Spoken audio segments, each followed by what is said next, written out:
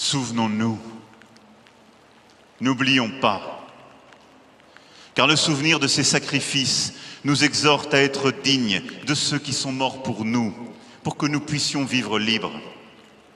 Souvenons-nous, ne retranchons rien de ce qu'il y avait de pureté, d'idéal, de principes supérieurs dans le patriotisme de nos aînés. Cette vision de la France comme nation généreuse, de la France comme projet, de la France porteuse de valeurs universelles, a été dans ces heures sombres exactement le contraire de l'égoïsme d'un peuple qui ne regarde que ses intérêts. Car le patriotisme est l'exact contraire du nationalisme. Le nationalisme en est la trahison.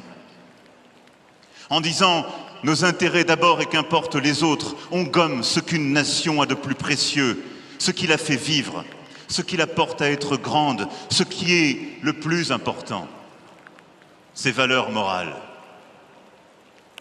Souvenons-nous, nous autres Français, de ce que Clémenceau a proclamé le jour de la victoire, il y a 100 ans, jour pour jour, du haut de la tribune de l'Assemblée nationale, avant qu'en un cœur sans pareil n'éclate la Marseillaise.